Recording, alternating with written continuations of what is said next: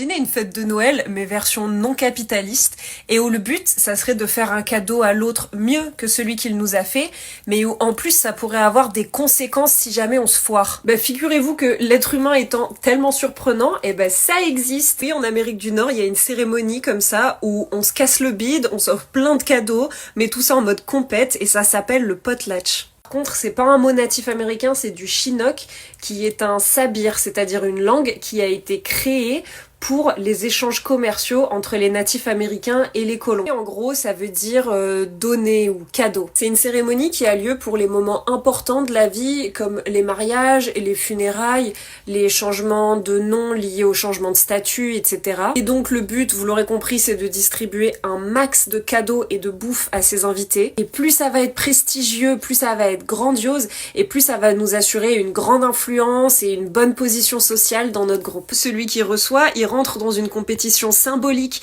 et maintenant il va devoir organiser son propre potlatch et offrir encore plus que ce qu'il a reçu et faire une teuf encore plus waouh. Une cérémonie spirituelle qui réunit des communautés et où il y a une sorte de reconnaissance dans l'offrande mutuelle. L'acte de donner renforce les liens et marque le statut du donateur aussi. Offrir des cadeaux de Noël hyper ostentatoires, ça peut aussi être un moyen de montrer son succès matériel. Donc en soi, est-ce que c'est vraiment différent le Noël et le potlatch? Bon, pour le potlatch, le don implique obligatoirement une réciprocité, alors que à Noël, c'est supposé être désintéressé, même si bon, il y a quand même des attentes implicites. Mais en fait, surtout, le potlatch, ça sert à redistribuer les richesses de la communauté en réalité. Ça joue un rôle super important dans l'équilibre social et économique d'un groupe. Dans notre Noël version moderne, on trouve plutôt l'idée de surconsommation. Le potlatch, c'est même l'illustration d'un système économique alternatif au capitalisme, dans le sens où la richesse finalement n'est jamais accumulée, mais toujours redistribuée.